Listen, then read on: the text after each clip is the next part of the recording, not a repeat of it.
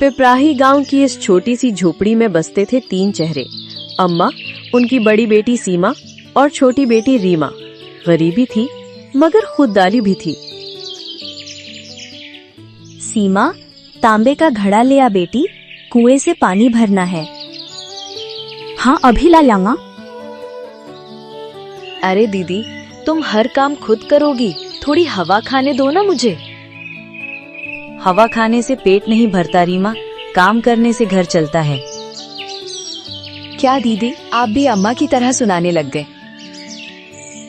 सुना नहीं रही रीमा, सच बता रही है। चलिए दीदी, मैं भी आपके साथ ही चलती हूँ, वरना अम्मा यहाँ मुझे ठीक से बैठने भी नहीं देंगी।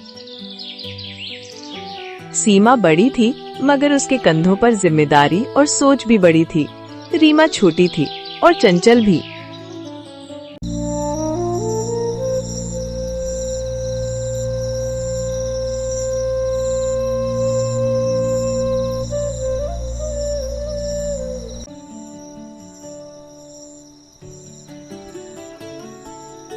रात का समय सीमा लाइट की थोड़ी थोड़ी रोशनी में पड़ रही है। सीमा, आंखें थक जाएंगी बेटी, थोड़ा सो जा। अम्मा, सपना देख रही हूँ कि एक दिन सरकारी अफसर बनूं और आपकी मेहनत का हिसाब चुका दूं। चिंता मत कर बेटी, तेरी मेहनत एक दिन जरूर रंग लाएगी और तू सफल होगी। रीमा वहाँ बैठी बैठी सब सुनती है, लेकिन वो अपनी पढ़ाई नहीं करती। अरे रीमा, तुझे पढ़ाई नहीं करनी? तेरी परीक्षा नहीं है? लेकिन अम्मा, इस बार मैं शहर जाऊंगी और बड़ी स्टार बनूंगी। मुझे भी लाइफ चाहिए, मेहनत नहीं। ऐसा बोल के रीमा पढ़ाई की बात को टाल देती है। अच्छा ठीक है, जा सो जा। 2 रास्ते थे, एक सच्चाई का, एक दिखावे का, और दोनों बहनों ने अपनी अपनी राह चुन ली थी। अब देखना ये था कि दोनों बहनें अपनी राह में सफल होंगी।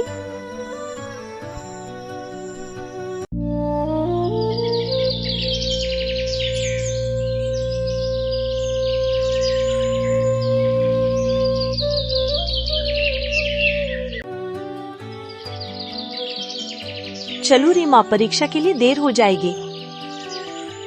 कॉलेज में परीक्षा का दिन है। सीमा और रीमा परीक्षा देने अपने कॉलेज जा रही है।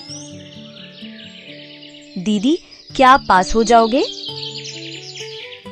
मेरे पास तैयारी है, भरोसा है और माँ की दुआ।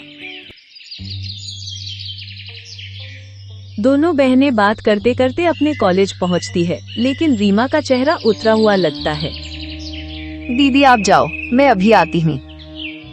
ठीक है, लेकिन जल्दी आना, देर मत करना। सीमा अपनी दोस्त के साथ अंदर चली जाती है और रीमा अपनी दोस्त का इंतजार करती है। कुछ देर बाद रीमा की दोस्त आती है।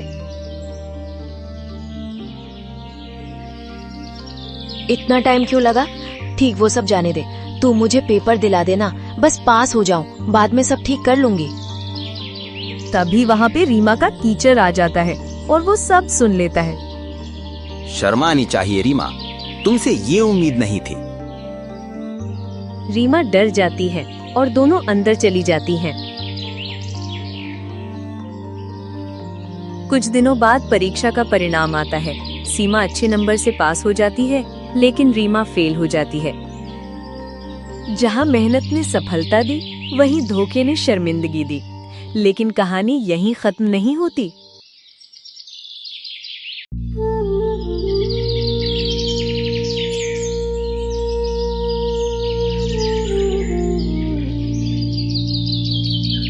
दिनों बाद परीक्षा का परिणाम आता है।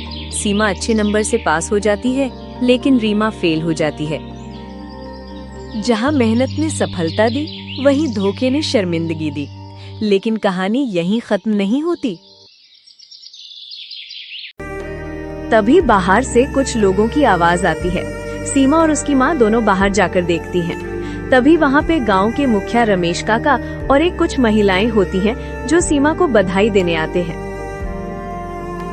अरे मुखिया जी, आप, क्या बात है? हमें बुला लिया होता तो हम आ जाते। हम तो सीमा को बधाई देने आए हैं। परिणाम में अच्छे अंकों के साथ पास हुई है। ये सब सीमा की मेहनत का परिणाम है। सीमा तो गांव की बेटियों के लिए मिसाल बन गई है। धन्यवाद मुखिया जी, और आप सबको भी। रीमा अकेले अंदर उदास बैठी है। तभी सीमा अंदर आती है और दरवाजे पर खड़ी हो जाती है और देखती है कि रीमा अपने आप से बात करती है।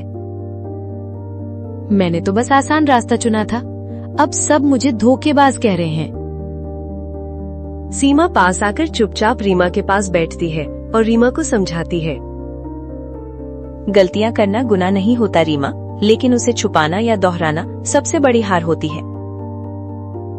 दीदी, मुझे माफ कर दो, मैं खुद से भी नजर नहीं मिला पा रही। तभी सीमा रीमा को पुरानी किताबें देती है और रीमा को कहती है, रीमा, ये किताबें सिर्फ इम्तिहान पास नहीं कराएंगी, ये तुम्हारी सोच भी बदल देंगी। सही कहा सीमा ने, पूरी लगन के साथ मेहनत करो रीमा तुम, हम दोनों तुम्हारे साथ हैं।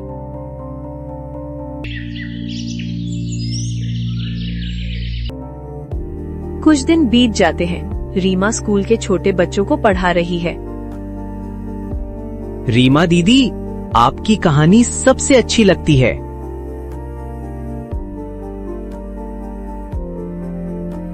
रीमा अब हर सुबह घर का सारा काम कर लेती है और दूसरे कामों में अम्मा का हाथ बटाती है। रीमा ने सीखा, देर से सही पर सच्चाई से जीवन जीना ही असली शोहरत है।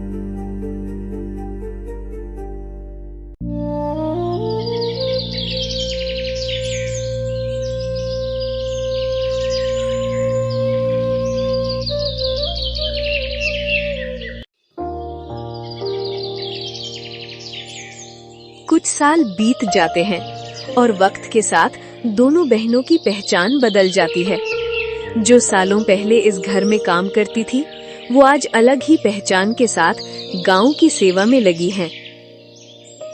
सीमा ब्लॉक ऑफिसर है, गांव में स्कूल की शुरुआत का फीता काट रही है।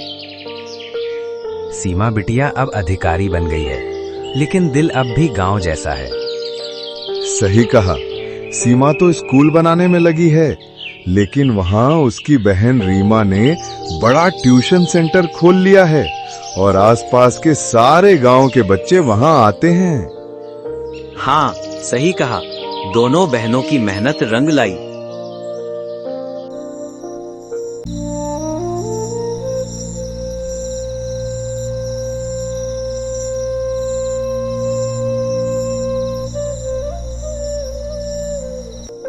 रीमा बिटिया, तुम्हारा वो सेंटर कैसा चल रहा है?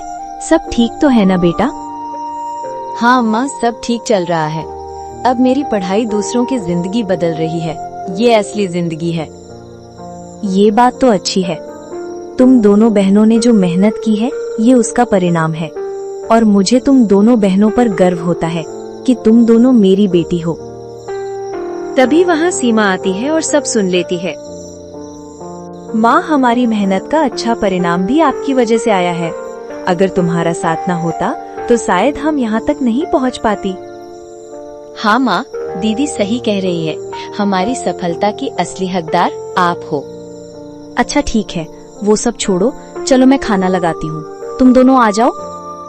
ऐसा कहने के बाद अम्मा वहाँ से चली जाती है और सीमा रीमा के पास आकर बैठ जाती है और दोनों बात करने लग जाती हैं। तू बदल गई रीमा, और मुझे गर्व है। अब मैं सिर्फ आपकी बहन नहीं, खुद की भी गुरु बन गई हूँ। दोनों बहनें और उनकी अम्मा तीनों एक साथ खाना खाने बैठती हैं। रिश्ते जन्म से बनते हैं, पर उनका सम्मान और गहराई कर्मों से।